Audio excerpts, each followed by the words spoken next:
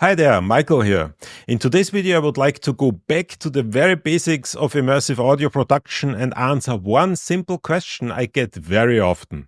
How do I start with producing Dolby Atmos music, and is there any way I can do this for free? The surprising answer to this question is that getting started is actually very simple to do, and you can do it in a way that doesn't cost you anything, or at least it is extremely inexpensive. How? Well, let me show you, and along the way we will also talk about what exactly is Dolby Atmos music.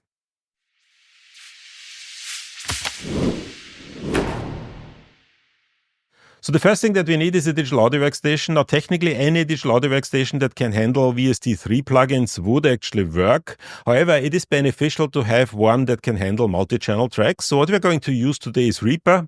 Now Reaper is technically not completely free. You have to purchase a license. However, as you know, it has a very generous trial period. So if you want to just test out if Dolby Atmos is something for you, then Reaper is certainly a good way to go. However, if you have any interest in multi-channel audio, I highly recommend getting a license for Reaper, as Reaper is really the Swiss Army knife for multi-channel audio. It can do almost anything that you need. And if you ever run into an issue with something that requires a very unconventional approach, Reaper is always to the rescue. So I'm going to work with Reaper today, and I'm going to work on a Mac. However, everything that I'm going to show you today works in Windows in exactly the same way. I've opened a session here in Reaper that we're going to convert into Dolby Atmos. It is a very simple session. It consists of 4 loops that I have from a sample pack developer that I like a lot. I'm going to leave a link in the description below. So before I do anything, let's just have a brief listen what we have here.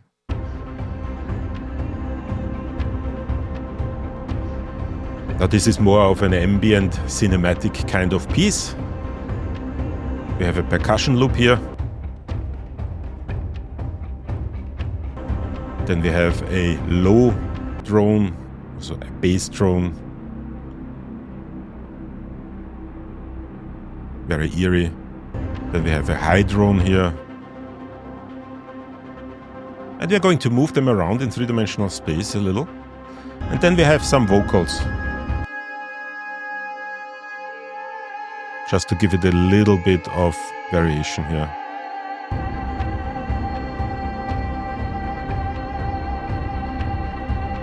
And currently this is a stereo track, but what we're going to do is we're going to convert that into Dolby Atmos. Now getting into Dolby Atmos used to be relatively expensive. You had to purchase software that you needed, and then you needed a particular setup. In the very early days, you actually needed to have a setup with 2 computers because the rendering of Dolby Atmos could not done on the same machine that your digital audio workstation was on. These days are long gone, and today many digital audio workstations actually have Dolby Atmos already included. However, if you want to get started for free, there's actually one way you can do that, and that is with the Fiedler Audio Dolby Atmos Composer Essential.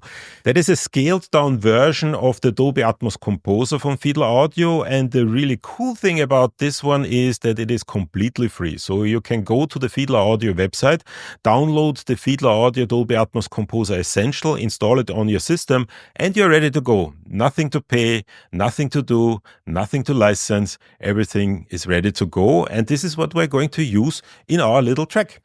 Now, working with the Dolby Atmos Composer is actually extremely simple. All I need to do is I need to put the Dolby Atmos Composer onto our master track. So let's do that. I'm going to put the Dolby Atmos Composer Essential here in VST3 format to our master track. And as soon as I do that, it opens up this user interface. Now, if you're new to Dolby Atmos, this is usually a little bit confusing, or this can be confusing. The thing to know is that Dolby Atmos works with 128 channels, and these are the 128 buttons or whatever those are here. These are divided into 2 groups. The first one is the first 10 channels, and that is the so-called Dolby Atmos bed. And what the Dolby Atmos bed is really something that anchors the Dolby Atmos production. It is a multi-channel audio in 7.1.2 format that you can use in order to, for example, kind of send any drones or any ambient sounds into the Dolby Atmos composition. Now, the reason it is 7.1.2 is historic. You know, kind of when Adobe created this format, they found this to be a good idea. These days, 7.1.2 usually actually is a little bit of an issue because 7.1.2 only has 2 height channels, and that means it isn't really fully immersive. So be aware that there are certain limitations in working with the bed, the first 10 channels, and these limitations are strong enough so that many producers these days are actually not using the Dolby Atmos bed at all. So if you go out to certain tutorials, they will actually tell you to completely ignore the Dolby Atmos bed, and that is simply because it isn't fully immersive. Now, I personally think it actually has its purpose. There are many reasons why you want to use the Dolby Atmos bed, and once again, one of the main reasons is really that it anchors the entire Dolby Atmos production, and it kind of makes sure that all the objects that you have, all the sound objects, are positioned in this 7.1 point something environment. And then you have 118 object channels, and these objects are the sound objects. These are mono objects, and the idea is that these objects are floating around in space like a bee or a fly, and you can put them in certain positions, and you can do all kinds of things with them. You can automate them. You can send them around and kind of buzz them around your head and anything. And that really makes the three-dimensionality of the Dolby Atmos production.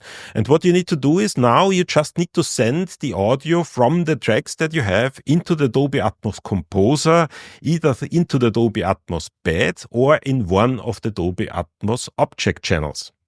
Now, sending the tracks into the Dolby Atmos Composer is actually extremely simple. All we really need to do is we need to put the proper plugin onto the track that we want to send into the Dolby Atmos Composer. This plugin is called Dolby Atmos Beam. It comes with the Dolby Atmos Composer. So here we have the Dolby Atmos Beam Essentials. Let's add that. As soon as I add the Beam plugin to the track, you will see that the Dolby Atmos Composer has recognized this percussion track as a track that is coming in, and it has automatically assigned that to the bed channel. So let's just play and see what we have here. So as you can hear now, the audio is no longer routed through the regular routing within Reaper. It is now routed from the Dolby Atmos Beam plugin into the Dolby Atmos Composer. And from the Dolby Atmos Composer, it is then rendered in binaural. That is a two-dimensional, you could say, a stereo rendering of the three-dimensional environment, and that allows you to hear the audio, the three-dimensional audio in your headphones as if you would be in a space, and this would actually really be a three-dimensional audio that you're hearing. Now, before we continue, there's one thing that I need to mention, and that is because we are now bypassing the internal routing of Reaper and routing everything through the Dolby Atmos Composer directly.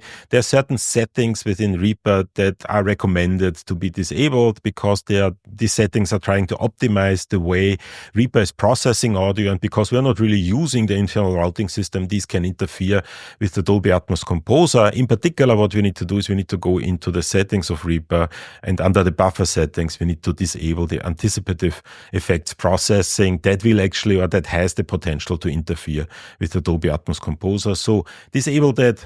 If you hear any crackles, if it sounds weird, then this is most likely the case that you have that enabled.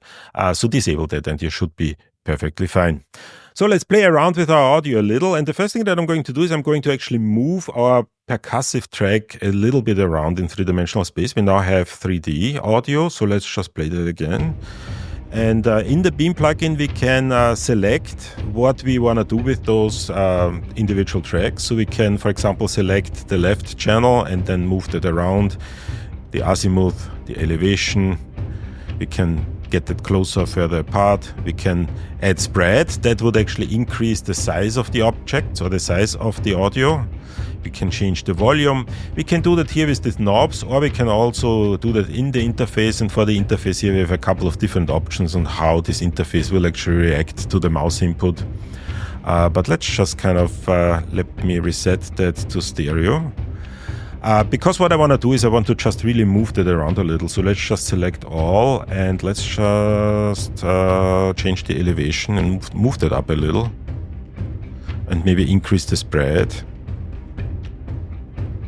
And once we've done that, we will actually see that we are now getting audio on all channels, on all the channels. We are not getting any audio on the LFE channel. That is fine. You know, a lot of people are always worried about the LFE channel because they mistake the LFE channel for the subwoofer. Let me just turn off the audio for a second. They mistake the LFE channel for the subwoofer channel, but that's not really the purpose of an LFE. The LFE is the low frequency effects channel, so not having any audio in the LFE channel is perfectly fine. That is mainly used for effects that you have in movies and television. Some music producers use it, some don't. It's perfectly fine, whatever. So now we have one already in there. So let's do that for the other 3 tracks as well. So let's add the Dolby Atmos Beam plugin to our other 3 tracks. Let me close these 2 windows. So let's just add here a Beam plugin, and let's add a second one here, or actually a third one. And let's add a final one here. Oops. And if we play the audio now, we should hear all 3 or all 4 tracks again. And as you can see, these tracks are now coming in the Dolby Atmos Composer. They are all routed into the Dolby Atmos bed. We have moved the percussive track around a little, so that already is filling out the entire space. And then we have the other 3 tracks that are currently routed into the bed as left and right channels. So let's change that a little. And the first thing that we're going to do is we're going to turn those into objects. And the way to do that is very, very simple. You just push the object button here. And what that will do is it will take that low drone here out of the Atmos bed and will move that into objects. Now, why do we have 2 objects? Now we have 2 objects because it's a stereo track. And as we said before, these objects are mono objects. So a stereo track yields 2 mono objects, one object that corresponds to the left channel, one object that corresponds to the right channel. So let's do the same thing for the other 2 as well. And that means that we now have the percussive track coming into the Dolby Atmos bed. We moved it around a little, and we have the other 3 tracks coming in as 6 objects, 6 Dolby Atmos objects. So let's move those around a little to give a little bit more 3-dimensionality. So let's play the audio again, and let's open up the beam. We can actually open up the beam from here. So what were we going to do with the low drone? Let's move the low drone to the back. So let's select all, and let's put that into the back here. Now you can work with the distance, however, it is a good practice to keep the objects on the outside of the field. Usually people don't really have good experience with bringing these objects closer to the listener. And the reason for that is that, kind of usually that doesn't really translate well into other multi-channel audio configurations. So in order to be on the safe side, keep the objects on the outside of the 3-dimensional space. So let's do the same thing for the other 2 tracks. Let's do the that was the wrong button. Open beam here. And for the high drone, let's move that. I don't know. Let's move that a little bit upwards. Yeah, and let's leave it like that. It's just for demonstration purposes, really. And then let's do the vocals. And for the vocals, I'm simply going to add the spread. So I'm going to keep these vocals here on left and right channel. And that should now kind of give me the full Dolby Atmos experience. And I can kind of play around with those things. Obviously, one thing that I can do is I can also automate any position that I have. And in order to automate things, all I really need to do is I need to select the automation parameters, whatever I want to automate. So for example, for the left channel, that would be the channel number 1. We can automate the azimuth, the elevation, the distance, or for channel number 2, that would be the right channel. And if you have multi-channel audio, you can actually work with multi-channel audio as well. So if you have more than 1 or more than 2 channels, if your track is actually a multi-channel track, you can automate it here as well. So the automation is relatively straightforward, and everything kind of works very easily. And this is essentially how you get started with Dolby Atmos pretty much for free. Now let's look a little bit at the other options that we have in the Dolby Atmos Composer. And I'm not going to kind of talk too much about those things. Most of the options that you have aren't really that important if you're working with the Dolby Atmos Composer Essential. Here on the side, you have the monitoring option. Currently, I have that set to binaural. That essentially is a binaural, a three-dimensional rendering for my headphones. But you can change that to any speaker configuration that you have. So, for example, if you're actually working in a multi-channel studio, you can change that here. You can add a personal head-related transfer function that would improve the quality of the binaural rendering if you have something like that. Most likely, this is not something that you have because those personalized head-related transfer functions are actually relatively difficult and sometimes a little bit expensive to get. You can add an external output that would actually allow you to send the audio directly to an external output instead of sending it through Reaper to the output. Usually, that can be a little bit icky. Kind of these different outputs have a tendency to interfere with one another. You have a couple of things in terms of buffer sizes. You do have the options to change the binaural mode. Now, if you're new to Dolby Atmos and you don't know what it is, don't worry about it. Just leave it the way it is. You have a master gain knob.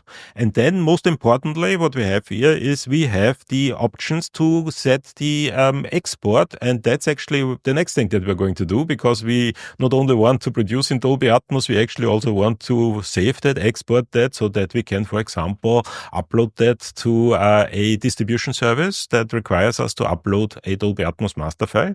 And this is what we do here with these settings. So let's look at that next. Now, if you're new to Dolby Atmos, the export can be a little bit confusing, but it's actually relatively simple to do. Couple of things that we need to select. First of all, we need to tell the Dolby Atmos Composer what format we want to export. Do we want to export the ADMBWF file? That would be the Dolby Atmos master file. That is the master file that you have to upload to a distribution service. Or do we want to export a regular downmix? We don't really need the downmix here. We can actually export both simultaneously, but we actually don't need the downmix here. I'm just going to export the Dolby Atmos master file. And then we need to tell the Dolby Atmos Composer where the track starts and where the track ends. And this is done by setting the in point and the out point. And this can be set either per timecode, or it can also set by sample. So if you want to use samples, you can do that as well. But I'm going to use timecode here. You can put it in manually, or the easiest way to do it is simply to put the time marker to where the track ends and then simply push that button here. So what I'm going to do is I'm simply going to export the first 8 bars. So I'm putting the time marker here to bar number at the beginning of bar number 9, and then simply click here on set out point, and that will set that to 16 seconds. So let me set that back because we want to start the audio. And then you have 2 options on how to export. You can either export that in real time by just playing the track, and then the Dolby Atmos Composer will export that accordingly. Or you can use the bounce feature in Reaper in order to do the export, and we're going to do both.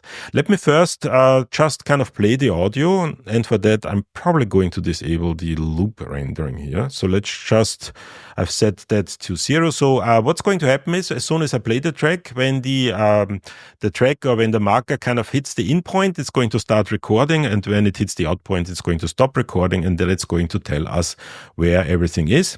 So first of all, we need to kind of enable the export feature. So let's push the export button here. That will tell us where do we want to put our master file in. I'm going to put that here directly on the desktop, and let's call that test.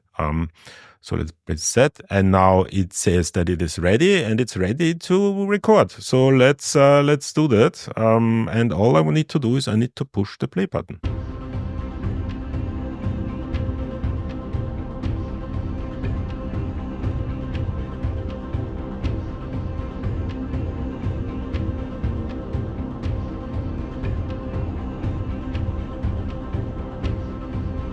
And once it's done, it comes back with export successful, and I now on my desktop have this Dolby Atmos master file. Now it's important to note that the Dolby Atmos master file, even though it looks like a regular audio file, cannot be played in a regular audio player, because it is a very, very special file. It has 128 channels and a whole lot of metadata that gives the whoever is essentially kind of playing that master file all the information where all the objects are and how they move around in space. So these files can actually be really, really large. So it's important to note that if you now play that in a regular audio player, it's not going to sound the way it's supposed to sound. You actually have to have a particular special type of audio player that can play that. Now, fortunately, the Dolby Atmos Composer can actually do that. So if you ever want to play a Dolby Atmos master file, you don't have to purchase any additional software, you can simply go here into the import section, and you can simply import that master file and then play it in the Dolby Atmos Composer.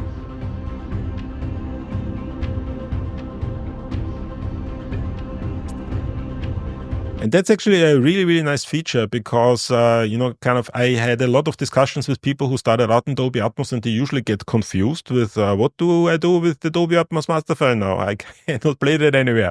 And the number of players that you have is really, really small. Actually, there are only a few out there.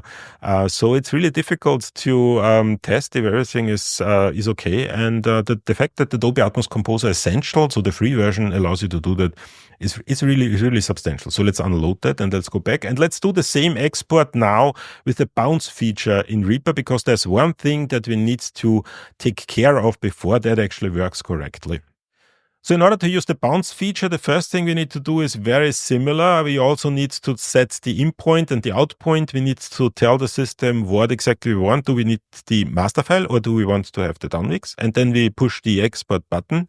And we're going to once again select the file, going to call that test2, say save. And now it's kind of ready to export.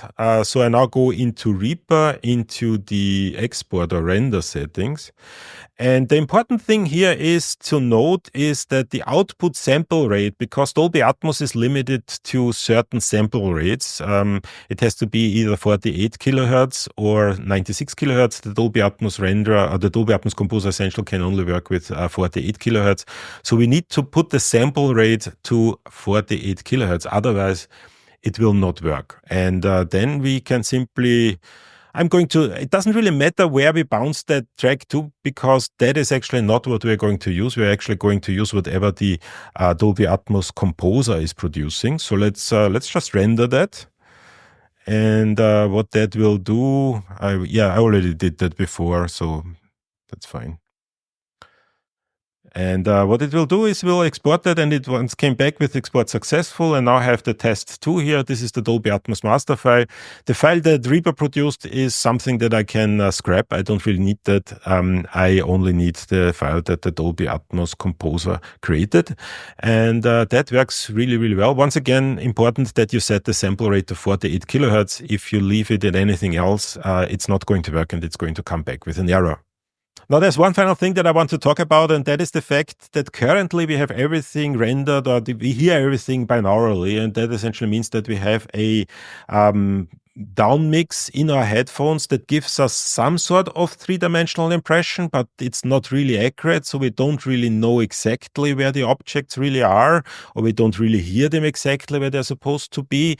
And professionals will usually tell you that in order to really get the correct impression of a Dolby Atmos track, you need to listen to that in a Dolby Atmos studio with ideally 16 speakers. However, many of us don't really have the option to do that. You might be a high school student working from your bedroom.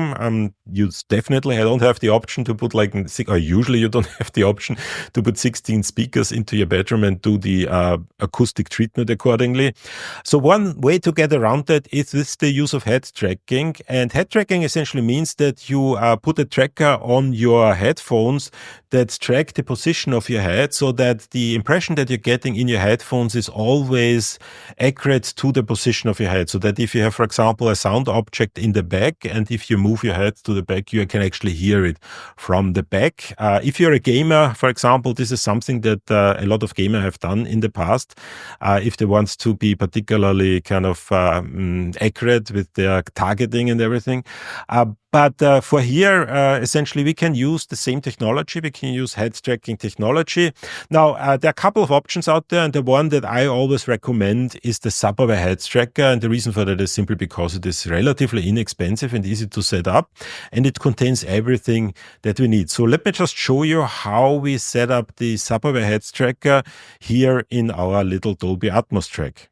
Now, for that to work, the first thing that we need to do is we need to turn the master track into a multi-channel track. And what we're going to do is we're going to use a 7.1.4 layout, because that's the highest layout that the sub-aware head tracker can work with. So the first thing that I'm going to do is I'm going to change the master track here from 2 channels to 12 channels in order to host a 7.1.4 signal. And then I'm going to go into the Dolby Atmos Composer, and I'm going to switch the monitoring from binaural over to 7.1.4. Now, if I now play the audio, what I'm going to hear is I'm only going to hear left and right channel, so I'm not going to get the correct impression. But you can already see that the 12 channels are coming in. We once again don't have anything on the LFE, but that's fine. That's sort of, we haven't set that up here. And the Dolby Atmos Composer Essential also has a couple of limitations when it comes to how to use the LFE. And then what we need to do is we need to use the plugin that comes with the sub-aware heads tracker in order to mix that back into binaural. So let me just add that here. Now this plugin is called the binaural. Let's see, where do we have it here? The sub-aware binaural. That is a free plugin that you can download, and it works for Windows as well as for Macs. And that essentially allows you now to downmix that back to binaural with the ability to add a head tracker.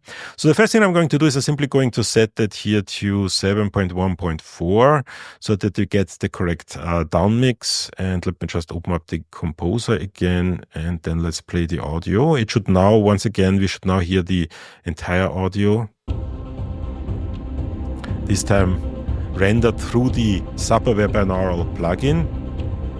Now, whenever you use an external plugin, always make sure that the channel layout is correct, so that the channels here in this particular order corresponds to the order that you have here in the binaural renderer. And in this particular case, that actually works perfectly. So it's already set up that way. So, so the last thing now is really to add the sub-aware heads tracker. So here's the sub-aware heads tracker, and this is actually a really nice piece of hardware, very well done. And what you're supposed to do is you're supposed to put that on your headphones and then connect to your computer via a cable. It is not a wireless head tracker, but that's actually a little bit of an advantage, because wireless head trackers have a tendency to have a little bit of a latency. So this is actually kind of a really, really good one. So what we're going to do is we're going to connect that to our computer, and this is actually a little bit fiddly. So what I'm going to do is I'm going to switch off my video and then come back once I've connected that to my computer.